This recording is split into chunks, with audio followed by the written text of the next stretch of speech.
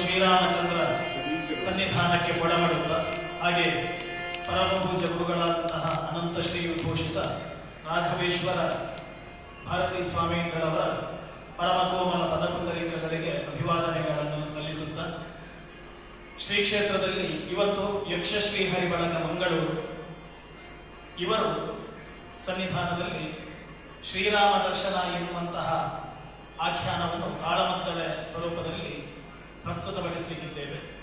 ಈ ಒಂದು ಭಾಗದಲ್ಲಿ ಈ ಪ್ರಸಂಗದ ಭಾಗವತರಾಗಿ ಮುನ್ನಡೆಸಲಿಕ್ಕಿರುವವರು ಶ್ರೀಯುತ ವಿಜಯ ಕುಂಬ್ಳೆ ಅವರನ್ನು ಆತ್ಮೀಯವಾಗಿ ಕಾರ್ಯಕ್ರಮಕ್ಕೆ ಸ್ವಾಗತಿಸ್ತಾ ಇದ್ದೇವೆ. ಹಿಮ್ಮೇಳದಲ್ಲಿ ಯಕ್ಷಗಾನ ಗುರು ಪರಂಪರೆಯನ್ನು ಉಳ್ಳಂತಹ ಶ್ರೀಯುತ ಅವಿನಾಶ ಬೈಪಡಿತಾಯರು ಹಾಗೆ ಶ್ರೀ ಶಿಖಿಲ್ ಶರ್ಮಾ ಶರವರು ಇವರು ಚೆಂಡೆ ಮತ್ತು ಮದ್ದಳೆಯಲ್ಲಿ ಸಹಕರಿಸಲಿಕ್ಕಿದ್ದಾರೆ.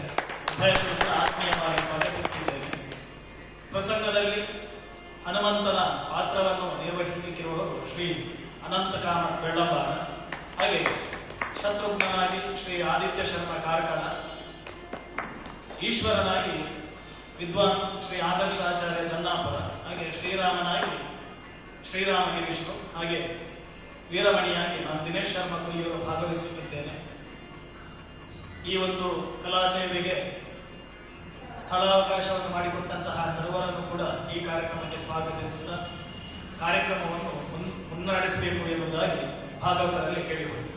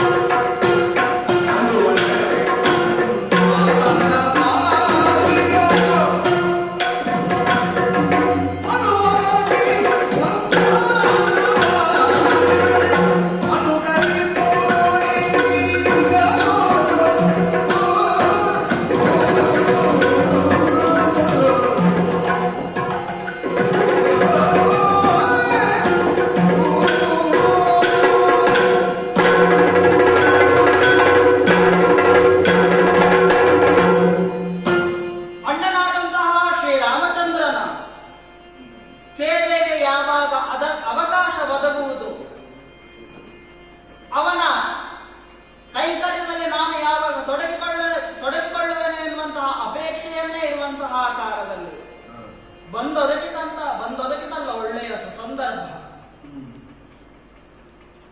ಅಗಸ್ತ್ಯರಿಂದ ಗೊತ್ತಾದಂತಹ ಮುಖಾಂತರವಾಗಿ ಇಲ್ಲಿಯವರೆಗೆ ಬಂದದ್ದು ಬ್ರಾಹ್ಮಣರಾದಂತಹ ಹೇಳುವುದಕ್ಕೆ ಬ್ರಾಹ್ಮಣರೇ ಹೌದು, ಆದರೆ ದುಷ್ಟತನವನ್ನೇ ಕೂಳತನವನ್ನೇ ಬೇಡಾದಂತಹ ಎಲ್ಲ ಕಾರ್ಯಗಳನ್ನು ನಡೆಸಿಕೊಂಡು ಬಂದಂತಹ ಆ ರಾವಣ, ಕುಂಭಶ್ರವಣ ಮುಂತಾದವರನ್ನ ವಧಿಸುವುದರ ಮುಖಾಂತರ ಲೋಕಕ್ಕೆ ಒಂದು ರೀತಿಯಲ್ಲಿ ಸುಭಿಕ್ಷೆಯನ್ನು ಕೊಟ್ಟದ್ದು ಹೌದು. ಆದರೆ ಅಗಸ್ತ್ಯರು ಅರಮನೆಯನ್ನ ಪ್ರವೇಶವನ್ನ ಮಾಡಿಕೊಟ್ಟು ಅಲ್ಲಿ ನಡೆದಂತಹ ವಿಚಾರ ವಿನಿಮಯದಿಂದಾಗಿ ಆಗ ಅಣ್ಣನಿಗೆ ಹೊಡೆದರು. ಅವರು ಎಷ್ಟಾದರೂ ಬ್ರಾಹ್ಮಣರು ಎನ್ನುವಂತಹ ಭಾವನೆಯಿಂದ ಬ್ರಹ್ಮಹತ್ಯ ದೋಷ ಶಂಕೆಯನ್ನ ವ್ಯಕ್ತಪಡಿಸಿದಂತಹ ಕಾಲದಲ್ಲಿ ಸೂಚನೆಯೂ ಸಿಕ್ಕಿತಲ್ಲ.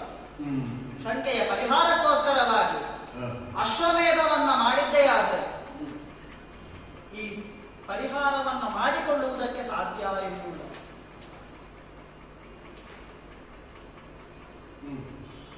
ಅಣ್ಣನಾದಂತಹ ಲಕ್ಷ್ಮಣ ರಾಮಚಂದ್ರಮನೊಂದಿಗೆ ಇದ್ದುಕೊಂಡು ತನ್ನ ಸೇವೆಯನ್ನು ನಡೆಸಿಕೊಂಡು ಬಂದ. ಇನ್ನು ಭರತನೂ ಕೂಡ ಆ ಅಣ್ಣನ ಪಾದುಕೆಯನ್ನು ತರುವುದರ ಮುಖಾಂತರವಾಗಿ ತಂದೆ ಗ್ರಾಮದಲ್ಲಿದ್ದುಕೊಂಡು ಆ ಅಣ್ಣನ ಸೇವೆಯನ್ನ ಮಾಡುವುದಕ್ಕೆ ಅವನಿಂದ ಸಾಧ್ಯವಾಗಿಲ್ಲ. ಆದರೆ ಈ ಶತ್ರುಘ್ನನಿಗೆ ಇಲ್ಲಿಯವರೆಗೆ ಸೇವೆಯ ಸೌಭಾಗ್ಯವೇ ಒದಗಿ ಬಂದಿರಲಿಲ್ಲ. ಅಶ್ವಮೇಧಕ್ಕೆ ತೊಡಗಿಕೊಂಡದ್ದು ಹೌದು. ಆ ಕಾಲದಲ್ಲಿ ಅಣ್ಣ ಕರೆದು ಕೇಳಿದನಲ್ಲ, ಈ ಅಶ್ವದ ಬೆಂಗಾವಲಾಗಿ ಸೇನಾ ನಾಯಕನಾಗಿ ನೀನು ಮುಂದುವರಿಯಬೇಕು ತಮ್ಮ ಎನ್ನುವುದಾಗಿ ಕ್ಷಣ ಕಾಲ ಯೋಚಿಸದೆ ಇದು ನನ್ನ ಪಾಲಿಗೆ ಒದಗಿ ಬಂದಂತಹ ಸೌಭಾಗ್ಯ ಎನ್ನುವುದಾಗಿ ಮುಂದುವರೆದು ಆ ಅಶ್ವದ ಬೆಂಗಾವಲನ್ನೇ ಇದ್ದುಕೊಂಡು ಮುನ್ನಡೆದುಕೊಂಡು ಬರುವಂತಹ ಕಾಲದಲ್ಲಿ ಪಾತಾಳ ಲೋಕಾಧಿಪತಿಯಾದಂತಹ ವಿದ್ಯುನ್ಮಾಲೆ ಎದುರಾದ ಅವನೊಂದಿಗೆ ಯುದ್ಧವನ್ನ ಮಾಡಿಕೊಂಡು ಬೇಕಾದಂತಹ ಕಪ್ಪವನ್ನ ಪಡೆದುಕೊಂಡು ಅಲ್ಲಿಂದಲೂ ಮುಂದುವರೆದುಕೊಂಡು ಬಂದರು. ಮುಂದೆ ಹೊರಟದ್ದು ಚಕ್ರಾಂಕಿತವಾದಂತಹ ಪುರ.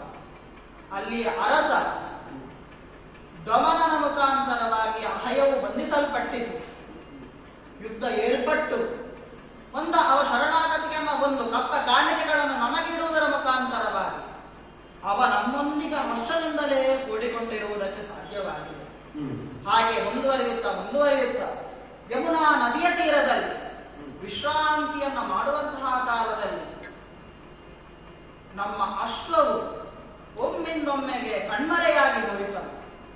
ಎಲ್ಲಿ ಹೋಯಿತು, ಯಾವ ಕಡೆಗೆ ಹೋಯಿತು ಎನ್ನುವುದಾಗಿ ಯೋಚಿಸುತ್ತಿರುವಂತಹ ಕಾಲದಲ್ಲಿ ಅದೇ ಕಾಲದಲ್ಲಿ ತ್ರಿಲೋಕ ಸಂಚಾರಿಯಾದಂತಹ ಸಕಲ ವಿಧದಲ್ಲಿ ಜ್ಞಾನವನ್ನು ಹೊಂದಿದಂತಹ ನಾರದರು ಆಗಮಿಸಿದರು.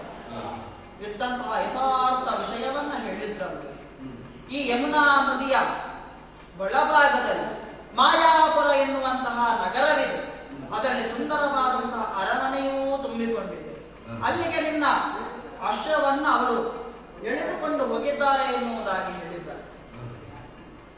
ಹಾಗೆ ಹೇಳಿದಂತಹ ಕ್ಷಣದಿಂದಲೇ ವರುಣ ಮಂತ್ರ ಜಪವನ್ನ ಮಾಡಿಕೊಂಡು ಆ ಮಾಯಾಪುರಿಯನ್ನು ನಾವು ಪ್ರವೇಶ ಮಾಡಿದೆವು. ಮೊದಲಾಗಿ ಮದನಾಕ್ಷಿ ತಾರಾವಳಿಯ ಯುದ್ಧಕ್ಕೆ ಬಂದರು.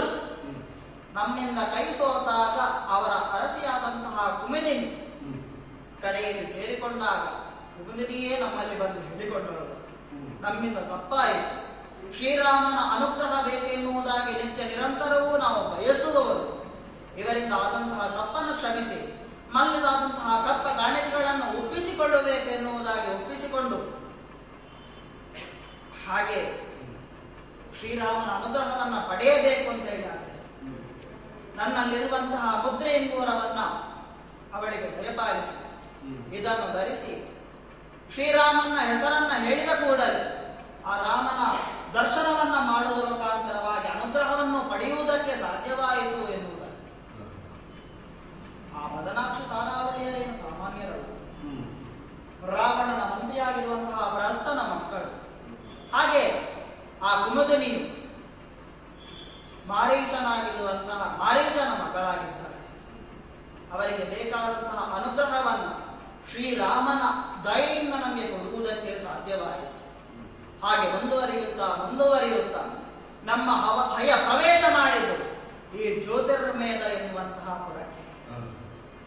ಈ ಪುರದ ಒಡೆಯನಾರು ಕೇಳಿದರೆ ವೀರಮಣಿ ಎನ್ನುವ ಅವನ ಮಕ್ಕಳಾಗಿರುವಂತಹ ರುಕ್ಮಾಂಗ ಶುಭಾಂಗ ತಮ್ಮ ಹಯವನ್ನ ಬಂಧಿಸಿಟ್ಟಿದ್ದಾರೆ. ಆ ಕಾಲದಲ್ಲಿ ಮಂತ್ರಿಗಳು ಹೇಳಿದ್ದಾರೆ, ವೀರಮಣಿ ಸಾಮಾನ್ಯನಲ್ಲ, ಧರ್ಮನಿಷ್ಠ ಇದ್ದಾನೆ, ಪರಮಶಿವ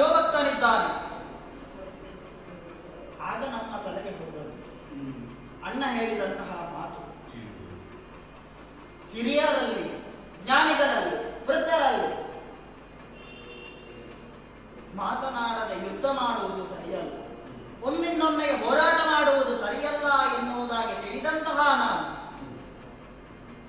ಸರಿಯಾದಂತಹ ವಿಮರ್ಶೆಯನ್ನೇ ಮಾಡಬೇಕು. ಯಾರಿದ್ದಾರೆ? ನಮ್ಮಲ್ಲಿಯೇ ಇದ್ದಾರಲ್ಲ, ನಮ್ಮೊಟ್ಟಿಗೆ ಬಂದಂತಹ ಹನುಮಂತ ಮರುತ ಸುತ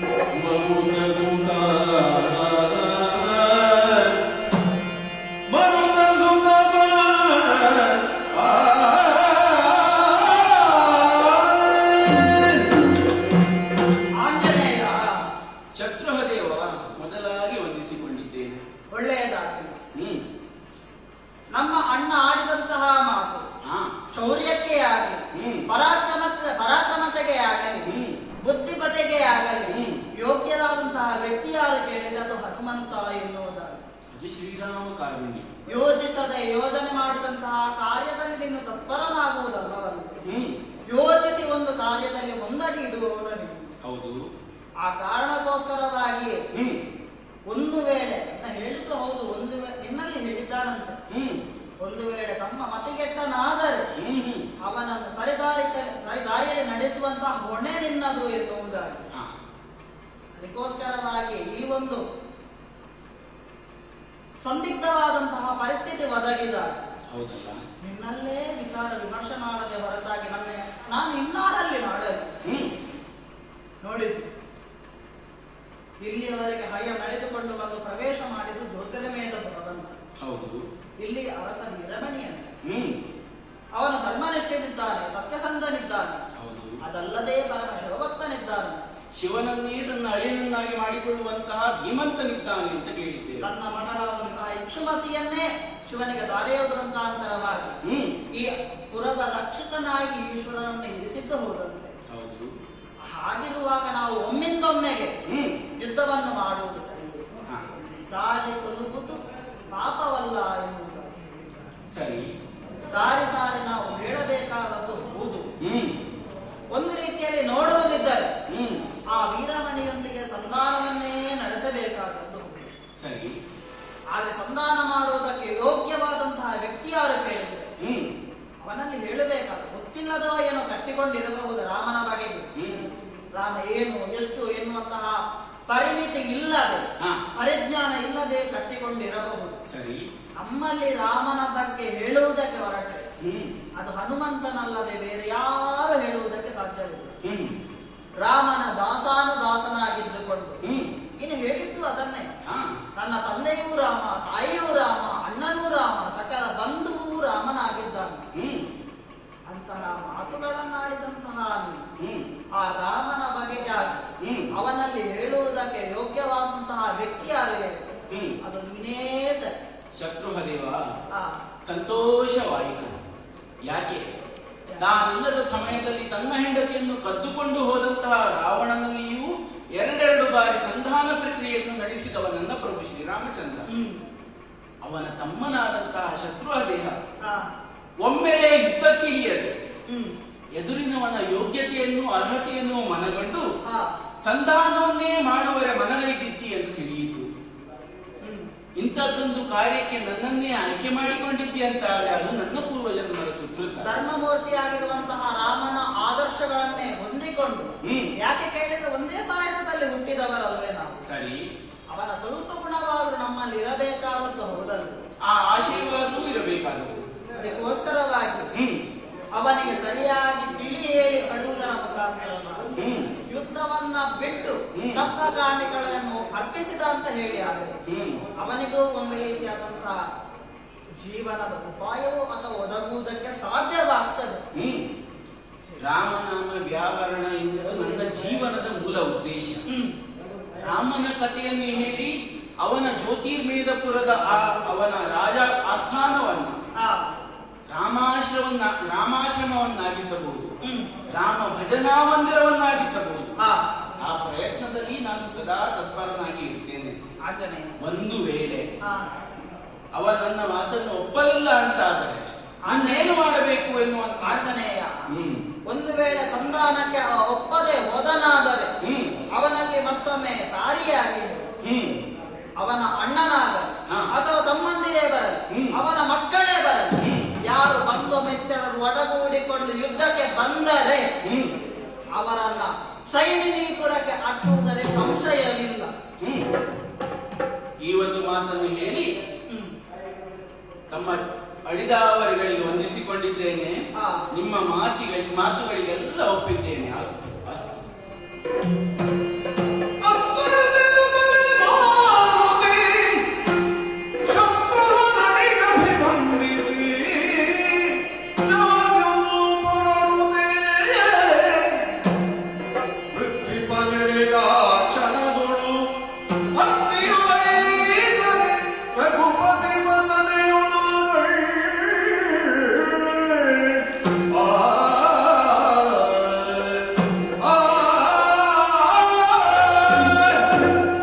ಇದಲ್ಲವೋ ಇದೆ ಕುಲದ ನೃಪಧರ್ಮ.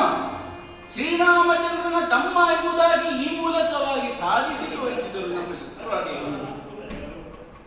ವಿದ್ಯುನ್ಮಾಲಿಯಂತಹ ಕ್ರೂರದಾನವ ಹಿಂದೆ ರಾವಣನ ತನ್ನ ಸ್ನೇಹ ಸಂಬಂಧವನ್ನು ನೆನಪಿಸಿಕೊಂಡು ನಮ್ಮದಾದಂತಹ ಕುದುರೆಯ ಬಂಧನ ಸಹಜ.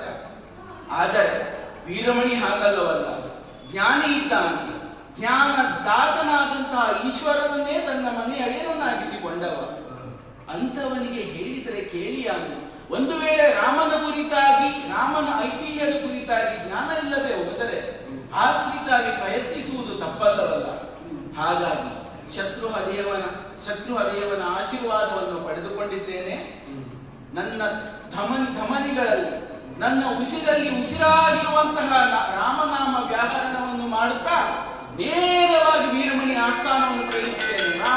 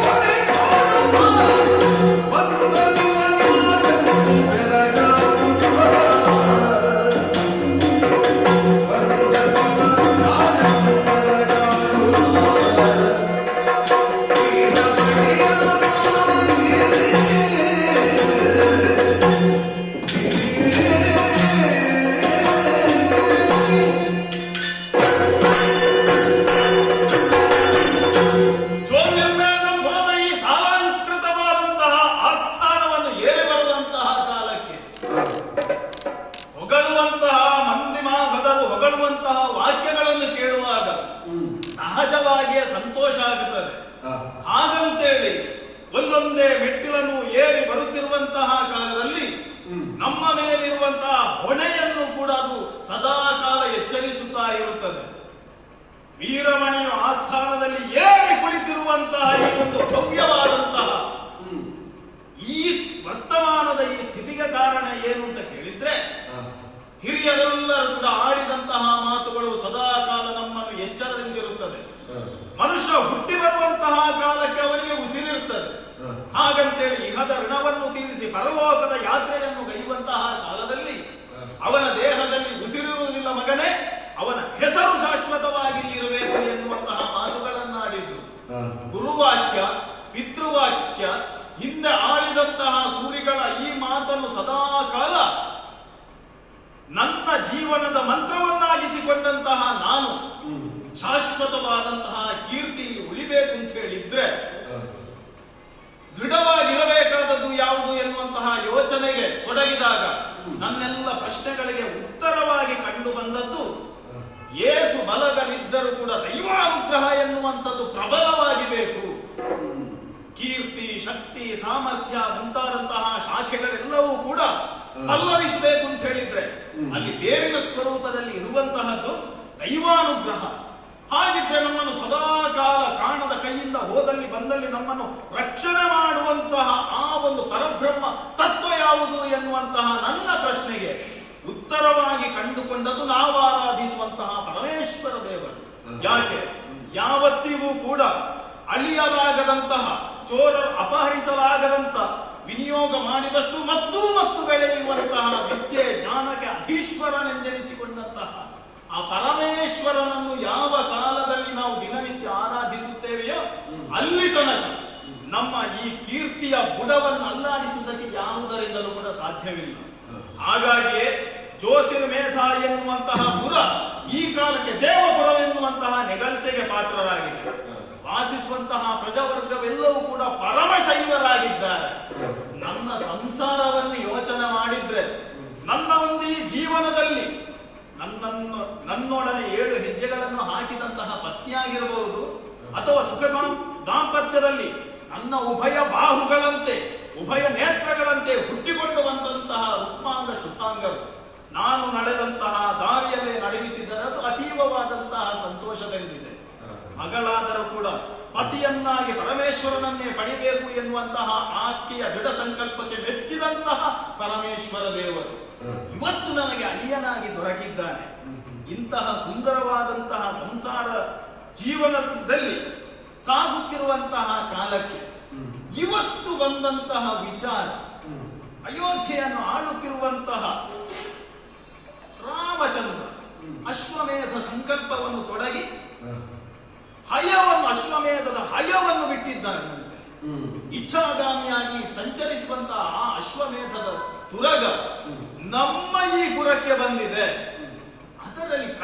ಅದರೊಂದಿಗೆ ಬಂದಂತಹ ಓಲೆಯನ್ನು ವಾಚಿಸಿದಂತಹ ನನ್ನ ಮಕ್ಕಳು ಕ್ಷಾತ್ರಕುಲ ಸಂಜಾತರಾದಂತಹ ಅವರು ಕ್ಷಾತ್ರ ಸಂಪ್ರದಾಯದಂತೆ ಕಟ್ಟಿದ್ದಾರೆ ಎನ್ನುವಂತಹ ವಾರ್ತೆಯನ್ನು ಕೇಳಿದ ತಕ್ಷಣ ಸಂತೋಷಗೊಂಡೆ. ಇನ್ನು ಮುಂದಕ್ಕೆ ನಾವು ನಡೆಯಬೇಕಾದಂತಹ ದಾರಿ ಯಾವುದು ಎನ್ನುವುದಾಗಿ ಆಸ್ಥಾನದಲ್ಲಿ ಕುಳಿತು ನಾವು ಯೋಚನೆ ಮಾಡುವಂಥದ್ದು. ಅಧಿಕಾರದಿಂದ ಯೋಗ್ಯತೆ ಬಂದದ್ದಲ್ಲ, ಯೋಗ್ಯತೆ ಇದ್ದು ಅಧಿಕಾರ ಬಂದಿದೋ ಎನ್ನುವುದಾಗಿ ಯೋಚನೆ ಮಾಡಿದರೆ ಅದು ಎರಡೂ ಕೂಡ ಅಲ್ಲ. ಹಾಗಿದ್ರೆ ಈ ಅಧಿಕಾರ ಯೋಗ್ಯತೆಗಳೆಲ್ಲವನ್ನು ಕೂಡ ನಮಗೆ ದತ್ತ ಮಾಡಿದಂತಹ ಪರಮೇಶ್ವರ ದೇವರು ಇಲ್ಲಿ ಉಳಿಯುವಂತಹ ಕಾಲಕ್ಕೆ ಒಂದು ಮಾತನ್ನು ಸೂಚ್ಯವಾಗಿ ಹೇಳಿದ್ದ. ಯಾವ ಕಾಲಕ್ಕೆ ಕೇವಲ ನನ್ನ ರಕ್ಷೆಯೇ ಸಾಧ್ಯ, ನಿನಗೆ ಸಾಕು ಅನ್ನುವಂತಹ ಭಾವ ನಿನ್ನಲ್ಲಿ ಯಾವತ್ತು ಮರೆ ಮಾಡುತ್ತದೋ ಅಲ್ಲಿ ತನಕ ನಾನು ನಿನ್ನ ಪುರದಲ್ಲಿ ಇರುತ್ತೇನೆ ಎನ್ನುವಂತಹ ವಚನವನ್ನು ಹೇಳಿದ. ನಿಜವಾಗಿ ಇದೆಲ್ಲವೇ ನಾವು ನಿಜವಾಗಿ ತಿಳಿದುಕೊಳ್ಳಬೇಕಾದಂತಹ ತತ್ವ. ಏಕೋ ಮನಸ್ಸಿನಿಂದ, ಏಕೋ ಚಿತ್ತದಿಂದ ಒಂದೇ ಶಕ್ತಿಯನ್ನು ಆರಾಧನೆ ಮಾಡಿದ್ರೆ ನಾವು ಗಮಿಸಬೇಕಾದಂತಹ ಗಮ್ಯವನ್ನು ಅಥವಾ ನಾವು ಮಾಡಿದಂತಹ ಸಂಕಲ್ಪವನ್ನು ಸಿದ್ಧಿ ಮಾಡಿಕೊಳ್ಳುವುದಕ್ಕೆ ಸಾಧ್ಯವಾಗುತ್ತದೆ. ಈ ಪ್ರಕರಣದಲ್ಲಿ ಕೂಡ ಹಾಗೆ ಬಂದದೆಲ್ಲವೂ ಕೂಡ ಈಶ್ವರ ಸಂಕಲ್ಪ ಎನ್ನುವಂತಹ ಮಾತಿನೊಂದಿಗೆ ಬಳಿರ ಮಕ್ಕಳೇ ಕ್ಷಾತ್ರಕುಲ ಸಂಜಾತರಾದಂತಹ ನೀವುಗಳು ಹುಟ್ಟಿದಂತಹ ಕುಲಕ್ಕೆ ಗೌರವ ತರುವ ಕಾಯಕದಲ್ಲಿ ನಿಮ್ಮನ್ನು ನೀವು ತೊಡಗಿಸಿಕೊಂಡಿದ್ದೀರಿ ಎನ್ನುವಂತಹ ಧೈರ್ಯದ ವಚನಗಳನ್ನು ಕೇಳಿ ಈ ವಿಚಾರವಾಗಿ ನಾವು ಮುಂದುವರಿಯುವುದು ಹೇಗೆ ಎನ್ನುವಂತಹ ಸಭೆಯನ್ನು ನಡೆಸುತ್ತಿರುವಂತಹ ಕಾಲದಲ್ಲಿ ಅದ್ಯಾರು ಬಂದದ್ದು ದ್ವಾರದಲ್ಲಿ ಕೈಯನ್ನು ನಿಲ್ಲಿಸಿ ವಿಶೇಷವಾದಂತಹ ಆಸ್ಥೆಯನ್ನು ವಹಿಸಿ ವಿಚಾರ ಮಾಡಬೇಕಾದಂತಹ ಜನ ಬಂದದ್ದಲ್ಲ. ಬಂದದ್ದು ಯಾರು ಅಂತ ಹೇಳಿ ನೋಡುವಾಗ ತನುಚರನ ಹಾಗೆ ಕಾಣ್ತದೆ. ಸಾಮಾನ್ಯ ಭಾಷೆಯಲ್ಲಿ ನೋಡುವುದಾದ್ರೆ ಮಂಗ. ಇನ್ನೂ ಸ್ವಲ್ಪ ಹೆಚ್ಚು ಹೇಳ್ಬೇಕಂದ್ರೆ ದೊಡ್ಡ ಮಂಗ ಬಂದದಲ್ವ. ಅದಕ್ಕೆ ನಾವು ಇದನ್ನು ನಿಲ್ಲಿಸುವುದು ಯಾಕೆ? ನಾವು ಮುಂದುವರಿಸುವ ಸಭೆ.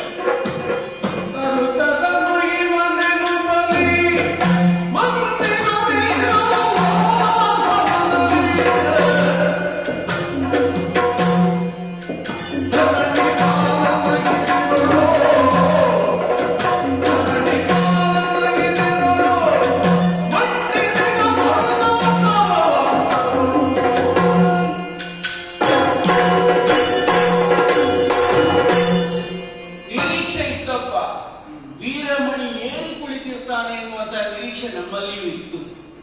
ಶಿವನನ್ನೇ ಅಯ್ಯನನ್ನಾಗಿಸಿಕೊಂಡಂತಹ ಆ ಸಾಮರ್ಥ್ಯ ಇಷ್ಟಕ್ಕಾಗಿ ಏರಿಸಬೇಡ. ಆದರೆ ಎದುರಿದ್ದವ ಕಾಣದಷ್ಟು ಎತ್ತರಕ್ಕೆ ಒಬ್ಬ ಏರಿ ಕುಳಿತುಕೊಳ್ಳಬಾರದು. ಅದರಲ್ಲಿಯೂ ಸಮಸ್ತ ಸಾಕೇತ ಚಕ್ರವರ್ತಿ ಪೀಠದ ಮುಖವಾಣಿಯಾಗಿ ಬಂದವನು ನಾನು. ಒಬ್ಬ ತರುಚರ ಎನ್ನುವಂತಹ ವಿಷಯದಲ್ಲಿ ನನ್ನನ್ನು ತಾತ್ಸಾರ ಮಾಡಿದರೆ ವೈಯಕ್ತಿಕವಾಗಿ ನನಗೆ ತೊಂದರೆ ಇಲ್ಲ. ಆದರೆ ಪರೋಕ್ಷವಾಗಿ ನಾನು ಎಲ್ಲಿಂದ ಬಂದದ್ದು ಆ ಪೀಠಕ್ಕೆ ಅನ್ಯಾಯವಾಗುತ್ತದೆ, ಇದರಿಂದ ಅನುಮಾನ ಆಗ್ತದೆ ಅಂತ ಆದರೆ ಇಷ್ಟನ್ನು ನೋಡಿ ಸಹಿಸಿಕೊಳ್ಳಲು ಸಾಧ್ಯವಿಲ್ಲ. ಹಾಗಾಗಿ ಪೀಠ ಕೊಡಲಿಲ್ಲ ಎನ್ನುವಂತಹ ಕಲಗಿಸಿ ಬೇಡ. ನನ್ನದಾದಂತಹ ಈ ಬಾಲಭಾಗವನ್ನೇ ಸುರುಳಿಯಾಗಿ ಸುತ್ತಿ ಸುತ್ತಿ ಸುತ್ತಿ ಅವನ ವೀರಮಣಿಯ ರಾಜ ಪೀಠಕ್ಕಿಂತ ಎತ್ತರದ ಪೀಠವನ್ನು ಮಾಡಿಕೊಂಡು ಹಾರಿ ಕೂತ್ಕೊಳ್ತೇನೆ ನಾನು.